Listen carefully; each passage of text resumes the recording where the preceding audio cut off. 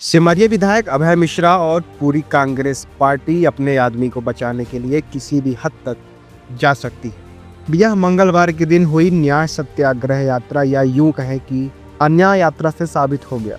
अभिषेक तिवारी नितिन पर एफआईआर कर उसे जेल भेजने की साजिश रची गई, जबकि सच्चाई ये है कि उसी को तालिबानी अंदाज में फार्म हाउस के अंदर बांधकर पीटा गया था।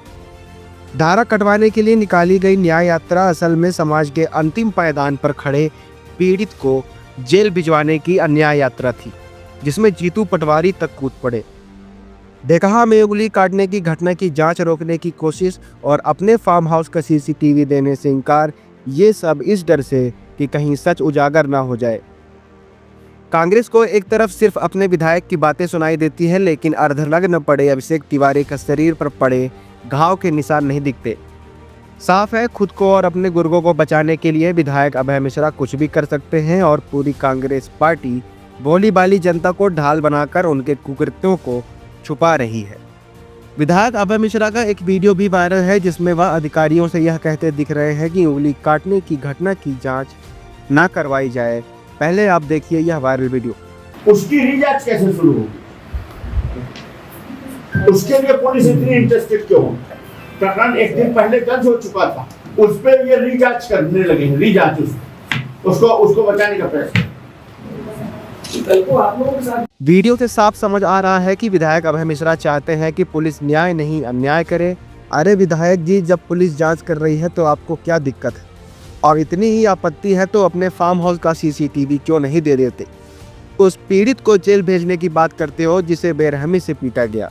खैर, पुलिस घटना की जांच करेगी। आपको बता दें कि भाजपा नेता दिवाकर द्विवेदी ने भी कुछ सीसीटीवी फुटेज प्रेस कॉन्फ्रेंस में दिखाए हैं, जिससे यह साफ हो जाएगा कि विधायक अभय मिश्रा के कहने पर उल्टा पीड़ित अभिषेक तिवारी पर झूठी एफआईआर दर्ज की गई।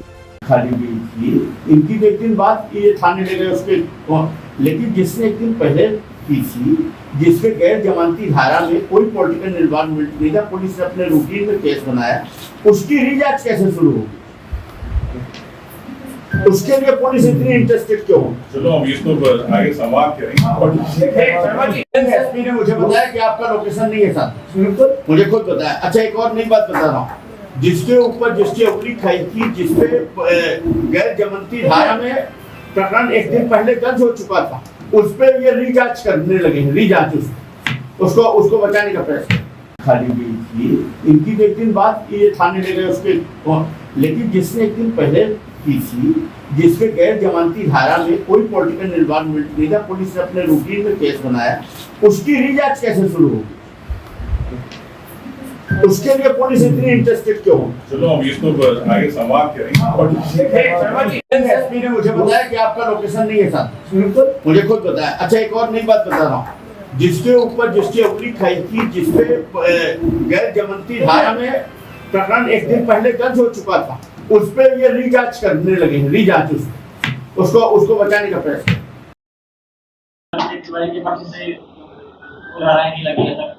नहीं, अभिषेक तिवारी कल आप लोगों ने देखा होगा, सरकार हमारी है, एफआईआर है, उसमें जांच चल रही है। अभिषेक तिवारी के खिलाफ जो गैर जमानती धाराएं लगी हैं वो गलत लगी हैं। उसने उंगली काटने की घटना को कारित नहीं किया है, ये हमारे पास है पेन ड्राइव। पूरे ढेकहा तिराहे में जितने भी सीसीटीवी लगे हैं प्राइवेट घरों में, सबके 6 घंटे की रिकॉर्डिंग है। उस एरिया में कोई वारदात ही उस दिन नहीं हुई जिस दिन की एफआईआर है अभिषेक तिवारी के नाम। किसानों की बात नहीं हुई, तो ये मानते हैं कि आपके बीजेपी शासनकाल में किसान और महिलाएं और तमाम जो जनता है वो परेशान है? ऐसी स्थिति नहीं है। यदि ऐसी स्थिति होती, नहीं, मैं ये कह रहा हूं आपसे, आपके माध्यम से, कि कांग्रेस ने एक पोस्टर छापा कि हम ये बातें करने के लिए आपको लेके चल रहे हैं, और फिर वो बातें कमिश्नर साहब के सामने नहीं हुई।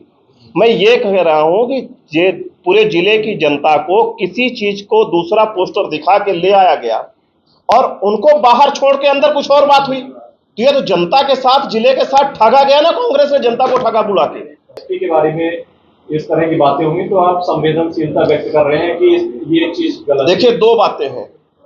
पुलिस के प्रति आक्रोशित होने का कारण क्या था? एक आदमी अर्धनग्न अवस्था में 1000 लाठी मारा हुआ थाने के सामने लेटा था। और वो क्या कह रहा था कि मैं FIR चाहता हूं, जिन लोगों ने मेरे साथ अपराध कारित किया उनके खिलाफ सख्त कार्रवाई हो, और नहीं हो रही तो आक्रोश नहीं करेंगे तो क्या करेंगे भैया। तो आज बिहेवियर बदल गया पुलिस। और कल क्या हो रहा था, कल ये हो रहा था कि 1000 लाठी उसको लगी लेकिन मेरा नाम नहीं आना चाहिए, और मेरा नाम नहीं कटेगा तो जिले का SPR होने अरेस्टर है। नहीं तो जब कानून व्यवस्था इतनी अच्छी है तो आप लोग 16 घंटे क्यों बैठ रहे थाने में धरने पर? कई बार होता है भैया कि जब कोई बड़ा पदाधिकारी या कि बड़ा नेता होता है जिसका नाम आता है, उसमें पुलिस हिचकती है FIR करने में। एक गरीब आदमी है जिसके आगे पीछे कोई नहीं है, उन्हीं के यहाँ का नौकर है वो बेचारा पिटा हुआ जा रहा है।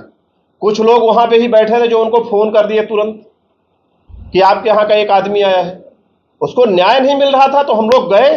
कोई जरूरी थोड़ी है कि हर जगह न्यायमूर्ति ही लोग बैठे हैं। आप ये मानते हैं कि 2 तरह का कानून है, गरीबों के लिए अलग, अमीरों के लिए अलग? गरीबों के लिए अलग और अमीरों के लिए अलग अलग जो कानून की आप बात कर रहे हैं, अभी आप तो यही नहीं, हम बिल्कुल कह रहे हैं ये भारतीय जनता पार्टी की सरकार है। न्याय के लिए चाहे गरीब हो चाहे अमीर, कांग्रेस जैसे दोहरा चरित्र नहीं, हमें रोड में उतरना पड़े चाहे धरना देना पड़े, हम कर सरकार है। तो यहाँ पे कोई CM साहब थोड़ी बैठे थे थाने में। जानकारी होने के बाद, जब जानकारी हुई कि इस आदमी के साथ अन्याय हुआ, उसके बाद FIR हुआ, तो उसी FIR के खिलाफ तो कल इतना बड़ा धरना दे के बैठे थे। सर दूसरा तो उन्होंने कहा था आपके उप मुख्यमंत्री राजेश शुक्ला जी को, इलबी से कीड़ा होता है तो मिट्टी खाता है।